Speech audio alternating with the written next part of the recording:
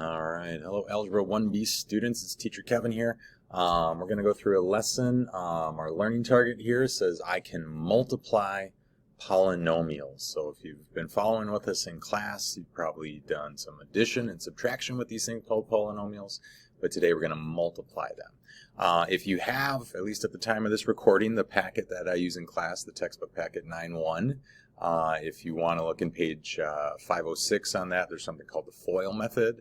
That's when you multiply a binomial times a binomial. It's a strategy for multiplying a binomial times a binomial, but we'll go through the lesson here. So the warm-up says number 1 through 4, a big rectangle has been split into smaller rectangles. Fill in the area of each smaller rectangle, then give the area of the big rectangle. So number 1, I encourage you to pause this and think about it, see what you can do. But when you're ready, we'll go through it here. So, whoops, let me back up here. So one thing to remember is that when you're doing the area of a rectangle, some people like to do length times width. I like to do base times height. But it's basically you're going to multiply one side length of the rectangle by the other side length of the rectangle.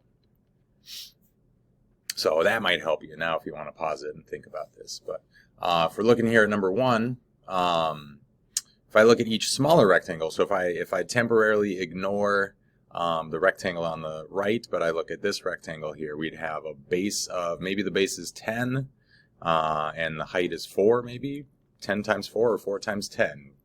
Multiplication commutes, but the rectangle on the left, the smaller rectangle on the left has an area of 40.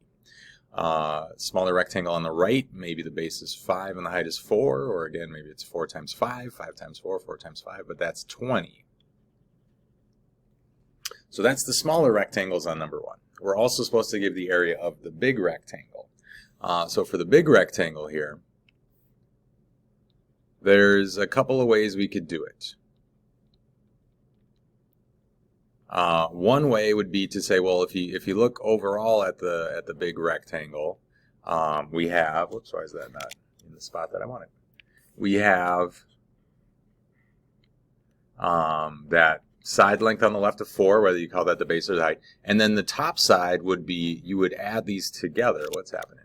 You'd add these together, so the top side would be 10 plus 5, excuse me, or 15. So you could do 4 times 15 or 15 times 4 as the base times the height, and that would give you an area of 60. Or, because we're going to get to, if you're looking at number 2 here, and we've got some expressions, we've got the variable x on number 2, so it's going to be difficult to just look at the overall big rectangle. But if we take the smaller rectangles and we add them together, if I take the 40 plus the 20, that's another way we can get the same area of 60. So that's what we have there. That's the idea. So yeah, when you're ready, if you want to take a look at number 2, pause the video, think about it. But yeah, number 1 was just all numbers. So a couple strategies to find the big rectangle, the area of the big rectangle. We'll take a look at number 2 right now. So here, if we take a look at the smaller rectangles, the rectangle on the left, one side is 10x and the other side is 4x. So to get the area, we would multiply those. And we could do 10 times 4 is 40. Now be careful here. I hear a lot of students say x times x is x. And I go, no, 5 times 5 is not 5. 6 times 6 is not 6. 7 times 7 is not 7. X times x is not generally x, but instead it is x squared, or x to the 2nd power. So that would be the area of the rectangle on the left. Rectangle on the right would be 5 times 4x, or 4x times 5, and that's going to be 20x. So that's the 2 smaller rectangles for number 2. When we look at the big rectangle for number 2, similar to what we did on number 1, if I kind of draw it out and I say, well, what's that top side? The left side's 4x, and the top side is 10x plus 5. Remember, that's not 15x. It's 10 xylophones and $5 or something like that. They're not like terms, but we want to multiply. So for the big rectangle here, I can still say that I want to multiply the 10x plus 5 by the 4x. Now that might be difficult to do, with those variables in there.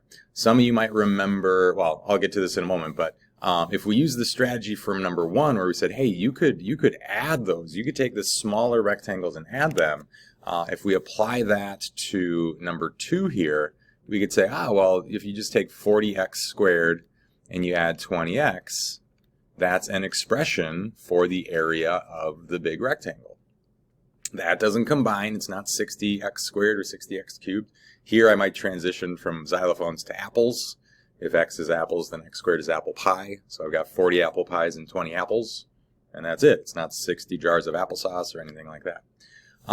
For those of you that remember the distributive property, you could say, well, yeah, we could distribute that 4x, and we could have gotten 4x times 10x would be our 40x squared. And then we also could do, if I can get this in the right spot, it keeps moving on me, stop that. It'd be 10x times 4x would be the 40x squared, and then 4x times 5 would be your 20x, and we'd have the addition between there. So yeah, so number 2, we just multiplied 2 polynomials. We took the monomial of 4x and we multiplied it by the binomial of 10x plus 5. So let's keep going here. So number 3, back to just numbers to make this a little bit easier, but more rectangles now. We got a big rectangle split into 4 smaller rectangles. So again, I encourage you to pause the video, try this out, but when you're ready, here we go. You can do these rectangles in any order, by the way. I just usually, like I read English, I go left to right, top to bottom. So rectangle on the top left is 10 by 10. That's an area of 100. Rectangle on the top right would be 5 by 10, or 10 by 5, which is 50, an area of 50. Bottom left would be 10 by 4, which is an area of 40. We're multiplying there, base times height. And bottom right would be 5 times 4, or 4 times 5, which is an area of 20. So that's the smaller rectangles. We're also supposed to do the big rectangle. So again, for the big rectangle, we could look at this and say, all right, overall, what are the dimensions here? On the top, it's 10 plus 5 again, like it was in number 1, which is 15 on the top side. On the left side, we could say that's 10 plus 4, if I add those together here, which is 14. So we could say it's the rectangle is 15 by 14. And multiply it that way, and that would give us an area of 210. That's what my cheat sheet is telling me, at least. 210 is the area of the big rectangle. But again, the strategy that when we have the variables in there is going to be difficult to talk about. Let's just take the overall dimensions of the big rectangle and multiply them. We're going to want to break them into smaller rectangles and then add those. So we also could do here, if we add these up. So if we take 100, and we add 50, and we add 40, and we add 20. All right, I'm just adding the area of each of the smaller boxes, the smaller rectangles, and if you add that up, you get 210, which is good. We get the same thing as if we just did 14 times 15 or 15 times 14. So yeah, when you're ready, you can think about number 4, the area of each of those smaller rectangles, and then the area of the big rectangle. But here I go. So again, do these in any order. I like to go top left first. The area for the top left, it's 10x times 10x. And that again, we can do 10 times 10 is 100. X times x is x squared. So that's the area for the top left rectangle. Top right rectangle, 5 times 10x, or 10x times 5. That is 50x. Bottom left, 10x times 4, or 4 times 10x. That is 40x. And bottom right is 5 times 4, or 4 times 5, which is just 20. So there's the area of each smaller rectangle. When we look at doing the area of the big rectangle, again, it's difficult. It's difficult here to look at the overall. If I look at the overall rectangle and say, okay, well, the top side would be, for the big rectangle, it's 10x plus 5. That's not 15x, it's 10x plus 5. It's 10 xylophones and $5, or 10 apples and 5 oranges. On the left side, 10x plus 4. does not simplify. So I'm trying to find the area here. So base times height, we could express it as the binomial 10x plus 5 multiplied by the binomial 10x plus 4.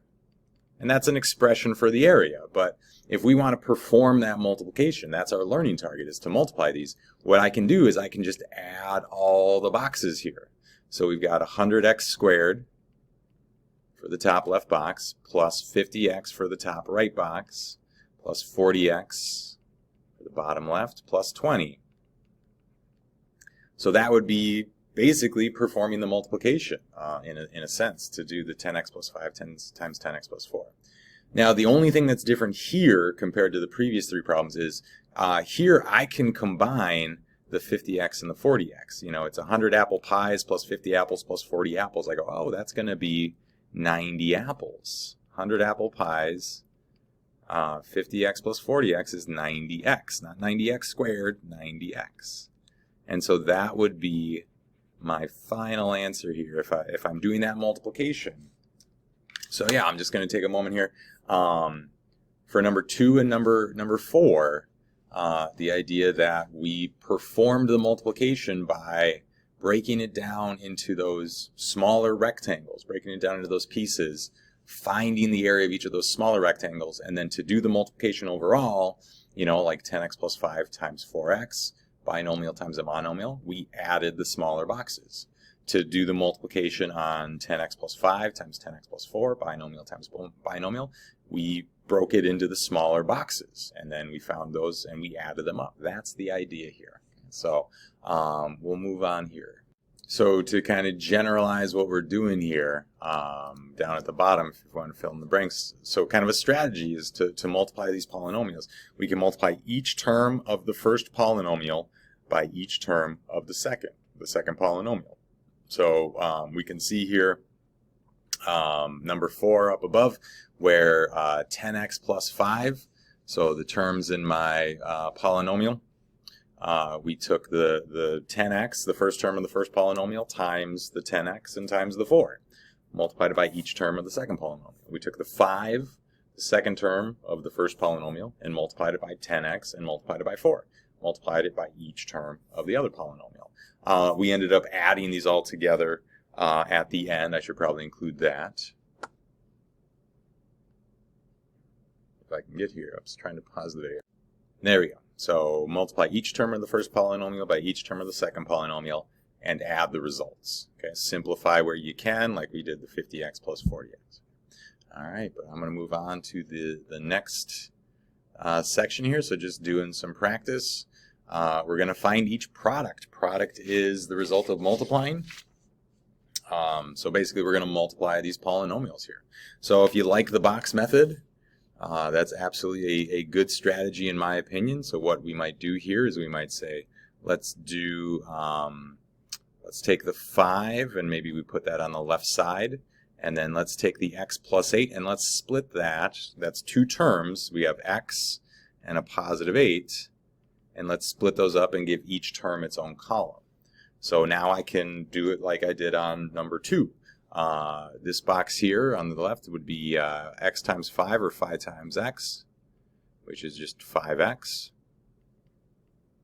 And here, the box on the right, that'd be 8 times 5 or 5 times 8, which is 40. But now to do this multiplication, I'm going to add those boxes. So it's going to be 5x plus 40. And I can't do anything with that addition. It's 5 apples and 40 oranges, or 5 xylophones and $40.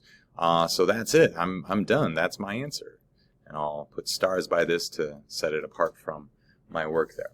Those of you that remember the distributive property might have said, hey, can't we just do 5 times x and 5 times 8? And I go, yeah, that's essentially what I did here in the work. I'm just organizing it a slightly different way. So I'm just going to rewrite this here. So we have, when we multiply the monomial of 5 with the binomial of x plus 8, the product, the result of that multiplication, is 5x plus 40. Okay. So if you want to pause this and try number 6, so very similar to how we organize it here. One thing to make sure of, if you put the 4m squared on the left if you want. 5m minus 8, that is, I'm going to count that as a negative 8. Remember, if you want to chop slash that, you could say that's the same as 5m plus negative 8. But now, yeah, I can break it down into each individual box. So I can say the top left box, if I can squeeze this in, 5m times 4m squared. Whoops, that's a little squeezed. But let's see here. 5 times 4 is 20. M times m squared. M times m squared is going to be m cubed, because m squared is m times m. I'll write it with a raised dot there. But overall, I've got 3 m's being multiplied. So m times m squared, or m squared times m, is m to the third power, m cubed. Well, not the top right box, but just the right box, that'd be a negative 8 times the 4m squared. And then we have negative 8 times 4 is negative 32, and m squared just comes along. And then again, that's breaking it down into pieces, but now I want the whole rectangle, so I got to just add those boxes. So that would be 20m cubed, 20m to the third power. You could say plus negative 32m squared if you want, but remember, I'm going to write it in like a textbook, or IXL would just write it as minus 32m squared. Okay, but that would be the results. So that's the result of 4m squared times the binomial 5m minus 8. This is what we get. The product is 20m cubed minus 32m squared. Once again, for those of you that like the distributive property, you could say, couldn't we just do 4m squared times 5m? That would be your 20m cubed.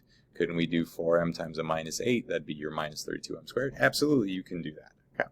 And if that makes more sense to you to do that, that's fine. But keep in mind, 5 and 6, those were monomials. You had a single term times a binomial.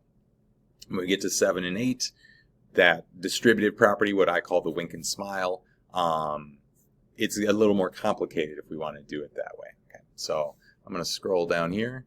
Okay, but if you haven't thought about number 7 yet, I encourage you to pause the video, think about that, see what you can do.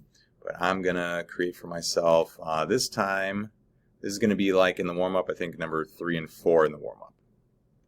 So we're going to have a big box that's split into 2 rows and 2 columns because it's a binomial times a binomial. So I have a minus 9. I'm going to give each of those their own row. And then a plus 3. Let me rewrite that. A plus 3. Each one of those gets its own column. And then I'm just going to find each of these 4 smaller boxes. So top left box is a times a. That's a squared.